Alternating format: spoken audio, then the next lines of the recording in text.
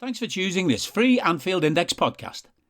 If you'd prefer to listen to this or any of our other shows without adverts, then now's the time to check out Anfield Index Pro. With AEye Pro, you can supercharge your entire listening experience.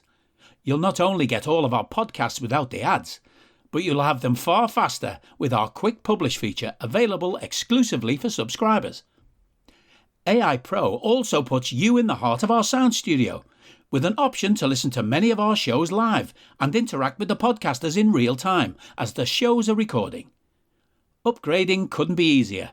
AEye Pro is available on all popular podcast platforms, and we have our own apps for Apple and Android. Just head on over to AnfieldIndexPro.com and get started today. Hello and welcome to AI Scouted on Anfield Index Pro. I'm Dave Hendrick, joined as always by Mr. Karl Matchett. How are you, sir? Full of magnificence. What about you? I'm okay. Just okay. International football, particularly friendlies, are the bane of my life. I hate them with a passion. Inclined to agree entirely, although, as mentioned before, build up to the Euros, some nations we've steadfastly ignored the existence of for the past 2 years, some of them longer than that if they didn't get to Qatar. I think this time around was the one for me to delve back into. Yeah, so I'm hoping for good European championships. I think Qatar, there was a lot to like about that World Cup in terms of the drama, some of the results. Obviously, Argentina winning it in the manner that they did. It was a pretty good final.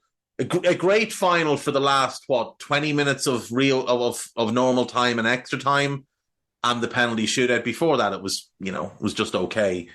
But that came off the back of a decent European Championships, which ended in a fantastic way for everybody. So hopefully now we can continue this with some decent international competition. So let's focus on that first before we work through what's taken place over the last week and a half or so. So the draw is now final for Euro 2024, which obviously will take place in Germany from the 14th of June to the 14th of July. 24 teams in 10 venues in Berlin, Munich, Dortmund, Stuttgart, Frankfurt, Gelsenkirchen, Hamburg, Dusseldorf, Cologne, and Leipzig. Group A is quite an interesting group and quite a strong group. We get the host Germany, who are in a bit of a strange place right now where there's a lot of uncertainty about the future with the manager. They've brought Toni Kroos back in, but they've had a good week. And Nagelsmann has hinted that maybe he'd be interested in sticking on as the international manager for a couple more years, which would be really good, I think, in terms of his development and in terms of giving the national team a bit of stability. You've got the Scots, who will always be a tough out. You've got a Hungarian team that are 14 games unbeaten when Dominik Szoboszlai starts. And then you've got Switzerland, who beat Ireland during the week, and I hope they lose every game for the rest of their lives, but are always a difficult opponent at the international level when superstars like your friend Haris Seferovic, Granit Xhaka, and Xherdan Shaqiri just seem to find performance levels that otherwise escape them at club level. What's your initial thoughts on Group A as you look at it? My initial thoughts are Switzerland are more and more becoming the Chile of European football, very much in terms of outperformance of players at international level versus club level. It's kind of been the thing for a while with them. They do have some really interesting players who have, let's say, not reinvented themselves or anything like that, but found fitness, found a club where they can play regularly, found just a bit of a better vibe about their game, to be perfectly honest. Like Manuel Akanji, we know very close up from Man City, but before that, he'd had like 3 or 4 really difficult years, like a very good player who had a lot of injuries and really hadn't got to grips with anything at all. Dennis Zakaria obviously had that good run with Chelsea, but amid a very low-key season, which came after a bad season, which came after an ACL injury. But at Monaco, he's done really, really well. Him and Yusuf Fofana as a central midfield pairing, sensational. So a few players throughout the team who are kind of like that. It does make them, I think, a more interesting prospect. Defeat of Republic of Ireland aside, obviously. Commiserations. But in general, I would still think they need quite a big upset to get top two. They can obviously finish third and go through, but really can't be bothered to work out the whole permutations of where I think the best placed third teams will come from at this stage. So for Switzerland, I think that they will finish third. I have a feeling one of Scotland or Hungary are going to do a number on them, which means that they're obviously going to have to get a result against the other one. Germany should obviously be favourites by quite a considerable distance. And yes. You would normally get people saying either Scotland or Hungary are fighting it out to finish third, but I think one of them will finish second. Like Scotland up until this international break, no, in fact, up until the second half of the Netherlands game, I was quite impressed with them. Like I know they've not won all their games or anything like that recently, and they've been on a little bit more of a difficult run of late, but the build-up play, really, really good. Like even the first half against Netherlands, first probably 55 minutes or so, they were by miles the better side. Like really, really good structure to them. Very, very good clarity about who plays where and off the ball running and the combinations and that. They just obviously lack bits in both boxes. Maybe a little bit like Wales, and we'll get to them no doubt. But I think if Scotland are able to get, let's say, Lawrence Shankland displaying some sort of club form at international level, they're going to be all right. Like I know they didn't. Well, I don't know. I didn't watch, but I think it's widely said they didn't play well against Northern Ireland. But in general, I really like the setup that they have. If they're able to put out their strongest lineup, I would fancy them to get one win at least at that group stage. Yeah, I fully agree. I do fully agree. I should have pointed out that this week we had the final teams that qualified before starting into these groups. So Poland obviously beat Wales on penalties. Heartbreaking for the Welsh to go out, especially given that game was at home. Ukraine beat Iceland 2-1 to qualify. And then Georgia beat Greece on penalties, so poor old Kostas Tsimikas not getting through. So those are the final three teams to get in. But I do agree. I think Germany first. I think you're right. I think one of Scotland or Hungary will finish second, and I think the other one will finish bottom, because it's just... I look at the Swiss and I always think they're going to win one game somewhere along the way, because that's just what they do. Someone will underestimate them and they'll sneak into third and potentially then get in as one of the four best third place teams. And then the other of Scotland or Hungary, I would expect to finish bottom. I would give the nod to Hungary to finish second right now, just based on how confident they are. I think when you put them up against Scotland, they've got the best player in Dominic. That team has also been together for a couple of years. I know the Scots have as well, but I just think there's a lot of variance with the Scottish team.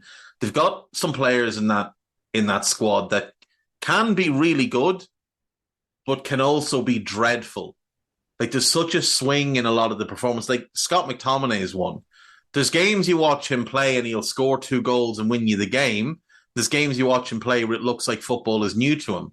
And I don't think he's the only one in that squad who's like that. I think Che Adams can be like that. I think Kieran Tierney is really good, but when he's off, he can be dreadful. So I think at the moment I'd go Germany, Hungary, Switzerland, and Scotland. Moving to Group B then. A few years ago, we probably would have titled this the Group of Death. You've got Spain, you've got Croatia, you've got Italy, and you've got Albania. Now, Spain obviously no longer the force they once were, but still have some great players.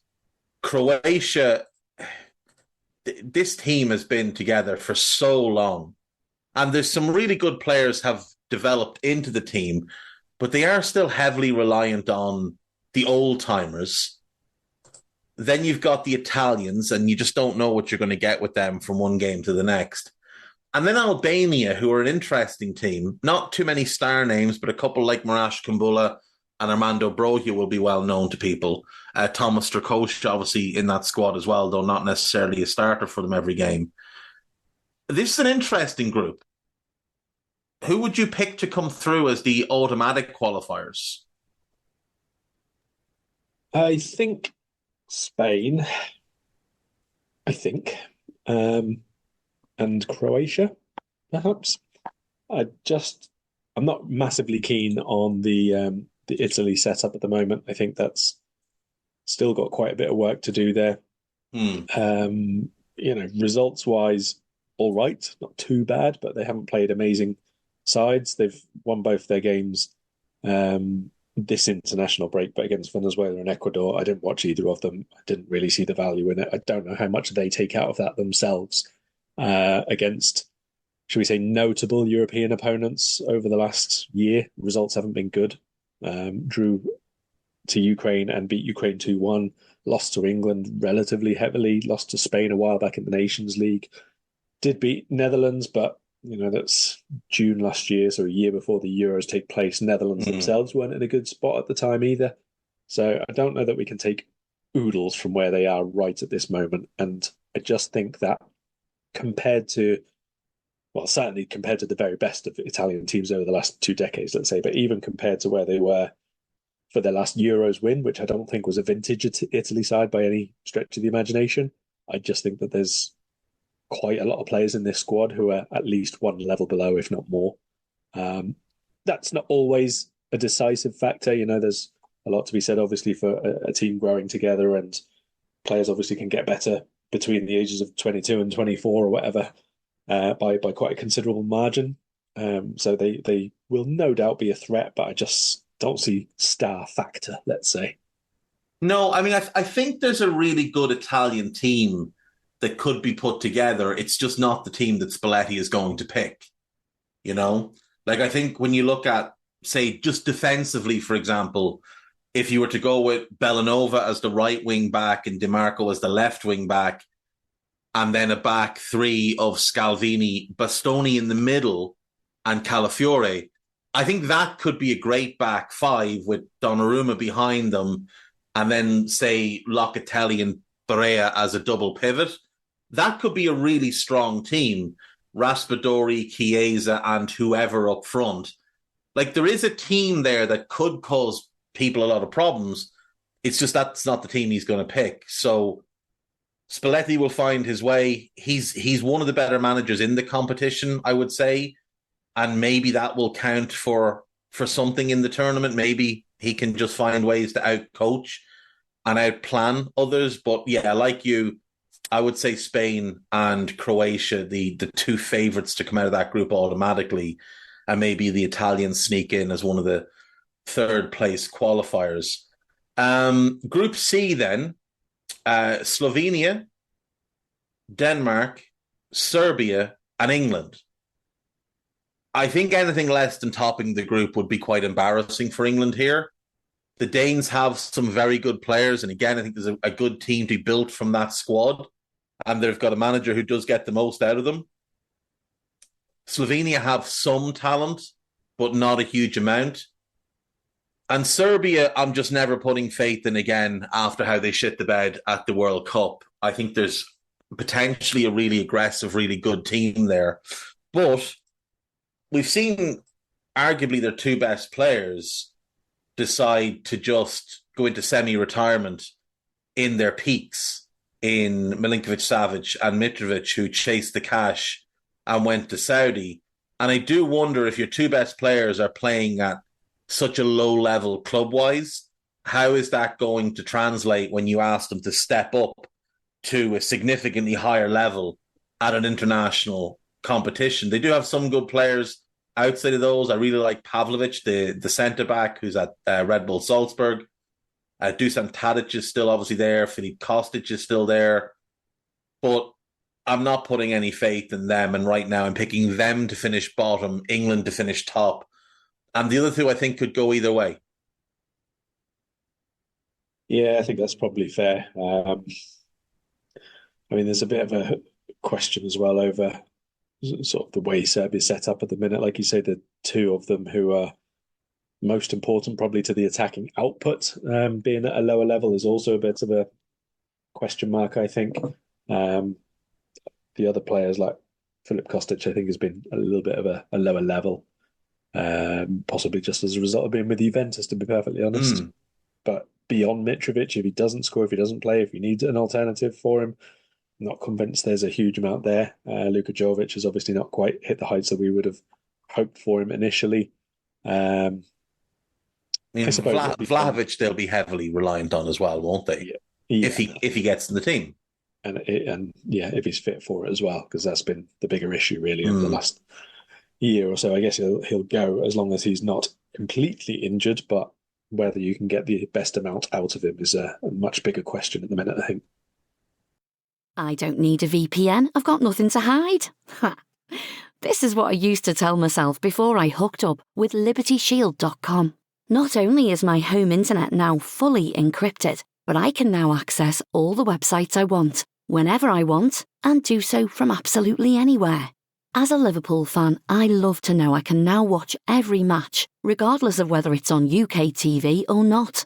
My Liberty Shield VPN makes sure nothing is blocked and guarantees me super fast streaming speed throughout that match. You can get connected right now with their software package, which includes a 48-hour no-obligation free trial and instant access to their apps for Apple, Android, Fire TV, PC, Mac, and Android TV. Or go a step further like I have and get one of their pre-configured VPN routers. These small but powerful devices allow you to easily connect every device in your home to VPN, making it the perfect solution for smart TVs, Mac boxes, and games consoles.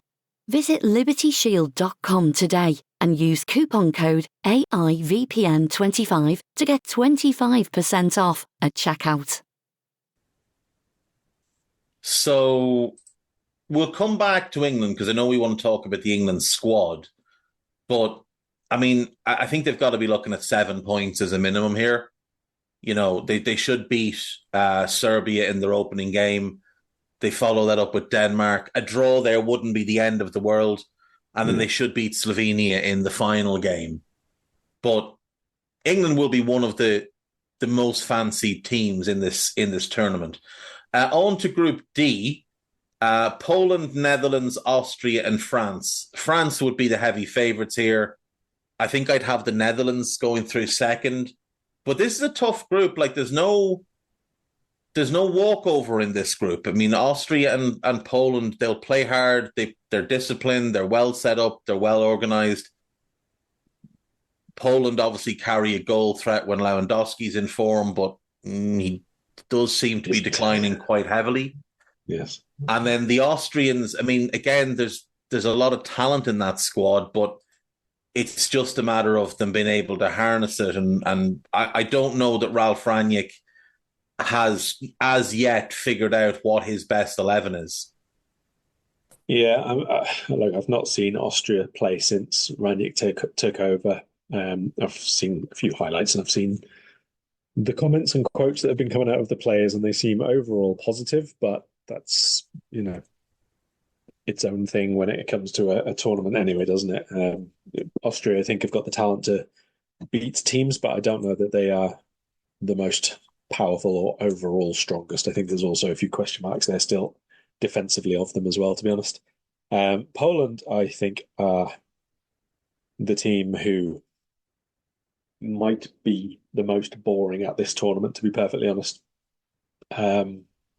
They've improved since Michel Projic took over, but they're not good. They're not good in the slightest. They weren't impressive in the playoff final, obviously, against Wales. Didn't manage a shot on target. We're talking about a team with central defenders who were good and well organised and, resilient and all the rest of it, but they're going to be up against Van Dijk, up against Upamecano and all the rest of it in the group stage at the Euros, not against, with respect, a backup centre-back for Spurs in Ben Davies as basically the best of them, and Joe Rodon, who played well in the game but is not let's say, renowned for being having a elite. really good year for Leeds, though. He is, but that's what I'm saying. He's not renowned as being an elite player, though, is he? No, He's good true. at the minute. Really good championship defender, but not shown at the Premier League level. Yeah, so you're going to be talking about a step up of defenses you're playing against by like 3 levels minimum, really. And I think the 3-5-2 setup that he's using now is probably a reasonable one because you need somebody else alongside Lewandowski now. There's just not the movement in this game. He's not got the power in his game, and obviously finishing wise, he's way off it just at the moment. Maybe he can recapture that, but for that to happen, you need to be able to give him the service. You need to have somebody else do the work for him. So another player alongside him is fine in attack, and I think using Frankowski and Zalewski as wingbacks is pretty good. That's pretty offensive minded, but by itself, that's not enough. Like I said, they didn't create really anything of note at all. They didn't have shot on target against Wales. Their record in terms of results away from Poland, whether that's neutral territory or an actual away game, is just shit. Like properly awful. There's no other word for it. There's just minnows that they've beaten or got a result in against like Faroe Islands, but that's about as good as it's been away from home. Like lost to Moldova, lost in Albania, 0-0 again, like I said, with Wales, and it goes on for like the last sort of 5 years, to be honest. Their away form is just not good. So unless there is quite a big turnaround in what they're able to produce in the final third, I have them finishing bottom. Yeah, I think that's very fair. Just as an aside on Lewandowski, so he is 35 years of age, turns 36 this summer. He obviously plays for Barcelona now, a club with enormous financial issues. How dumb of a move was it for them to sign him not long before he turned 34 for 45 million and give him a 4-year contract that I would imagine pays him a huge amount? And how delusional were they to put a 500 million buyout into that contract? I mean, because right now, great. I don't think he should be starting for them. No, I don't either. He's on about, by the way, €350,000 a week at Barca. That's his salary there. What a good way to handle your €650 million debt. Yeah. I don't think it's Barcelona's worst deal by quite a long way, but that says a lot more about Barcelona than Robert Lewandowski. He's not playing well. I don't really think he's the suited type of forward at this stage of his career to how Barca are trying to restructure themselves in terms of build-up play and quite quick players in the final third, but not really a connector right behind the forward. He seems to be more and more trying to drop deep and link play rather than be the one who's finishing off things in the box, which is fine if that's what he wants to do. But again, that's not really what Barca need him for, and it's certainly not what he's in this Poland team for either, because if you did watch the game, you saw against Wales that he was taking up Zielinski's space quite a lot. There was nobody running beyond him because, who's the second forward that they were playing alongside him? Karl Swiderski was obviously running channels and trying to make other sort of movements and spaces to get the ball further upfield for Lewandowski to be in the box, and it just did not come together in the slightest. So at this stage of his career, he's probably either dropping deeper down the pitch and you need someone beyond him, or else you just tell him to stay in the box and he is a one-man poacher and everyone else plays the defensive roles for him. Yeah, you wonder with Barca, do they need to try and get him and Victor Roque into the team together and have Roque run in behind and do that type of thing? But it's a big ask for such a young player who's still trying to find his way in the game. Anyway, back to the Euros. Group E, Belgium, who I really don't know what to make of. Some talent, some players clinging on well past the point of being useful. Obviously, a couple of big players absent at the moment, but those are injury-prone players that might be injured again by the time the Euros roll around. The great underachievers. Slovakia, Romania, and the Ukraine. I think this is the most boring group of the lot. In which case, shall we just go for, I will pick Ukraine and Belgium to go through and Slovakia to get third.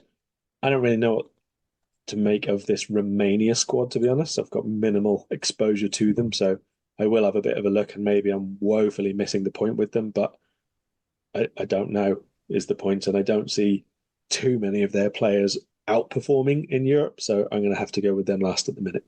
Yeah, I think I'd be very much the same. There's a couple of talented players in that squad that seem to have hit a development wall. Following El Coman would be one.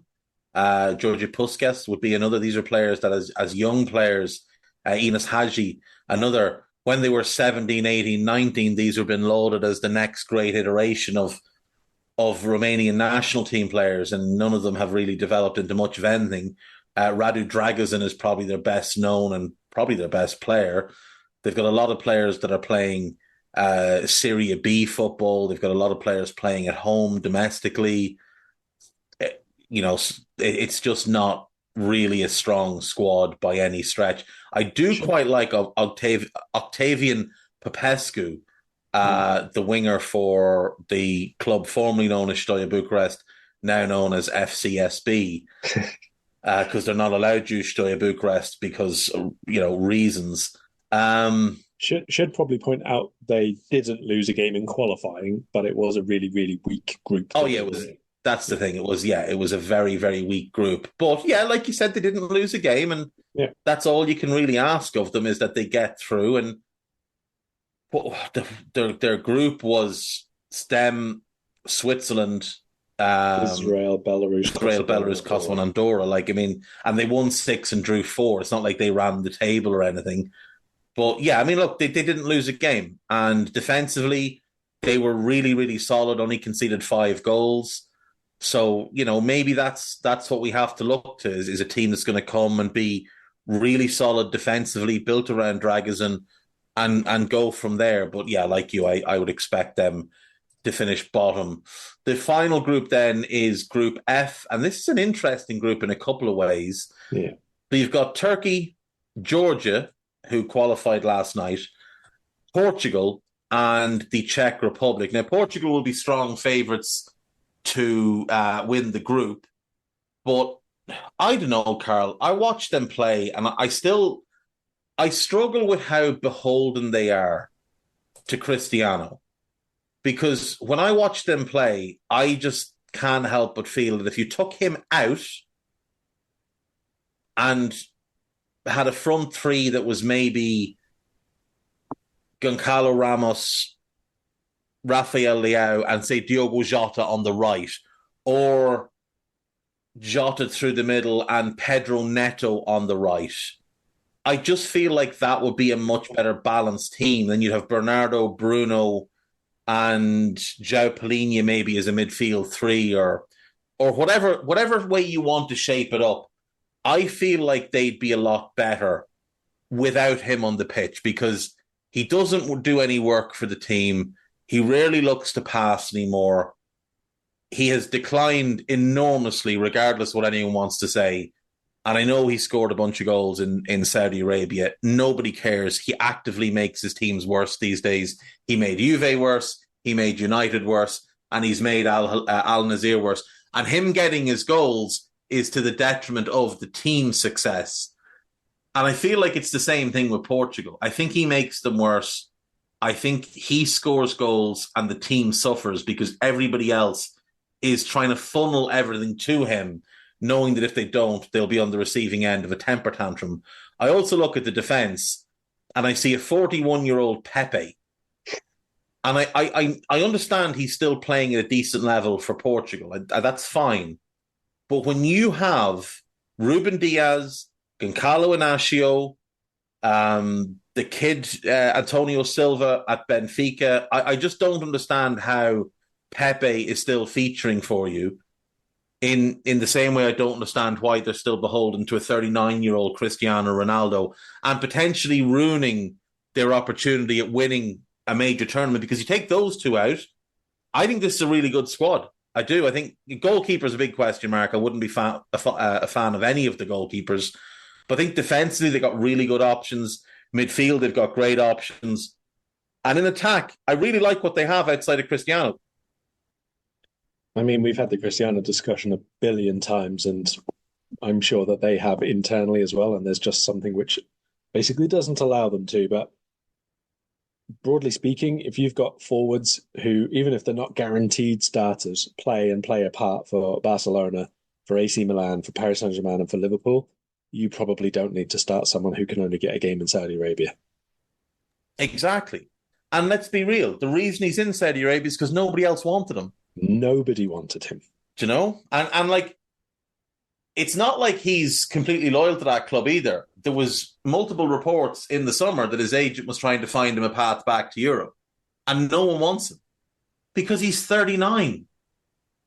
Like, he's 39 years of age. It's incredible that he's still able to play. It's a credit to how well he's looked after himself, the investment he's made in himself and his body. But he is a detriment to his team. And until they decide that to just have him come off the bench for the last 15 minutes, and he could actually be a big positive. Yeah, he could still play a part when you need a goal, you put him on. Yeah. Good in the air, really good finisher still. But just don't have him running the game, don't have him running about, don't have him in the 70 minutes, which are most important, at the expense of people who can actually move and combine these days. Yeah. That for me is why they will not win this competition, is because they're so beholden to him. I could see a situation where we get to the competition and Pepe won't be starting. I think it will be probably Antonio Silva and Ruben Diaz who get the nod, or Inacio might get the nod. I don't think Pepe will play, certainly not every game in the competition. Maybe he plays starts one group game. But, I mean, they've got talent everywhere other than the goalkeepers, and they're just wasting it. Hey guys, it's Eddie Gibbs from Anfield Index here. I hope you're enjoying this podcast, and I'm sorry to call time on the show before it ends. In the current climate, it's tougher than ever before to offer podcasts for free. At Anfield Index, we produce over 75 free shows every month, which I'm confident is unparalleled in the LFC sphere. Whilst we'd love to offer everything for free, the production costs now make this impossible. That said, we don't want to follow the model of other channels and lock all of our content behind a paywall. So what we've decided to do is to continue offering every show for free, but cut that offering to 30 minutes on our longer shows. So to get all of our shows in full and enjoy the best of everything we have to offer, we really hope you'll consider supporting the channel and signing up at AnfieldIndexPro.com. For about the price of one cup of coffee, you'll get every podcast in full with 0 ads. You'll also get access to our LFC VIP community, where you can enjoy live podcasts, engage with our podcasters, and chat with other Reds in real time. So that website again, AnfieldIndexPro.com. Join today. Sports Social Podcast Network.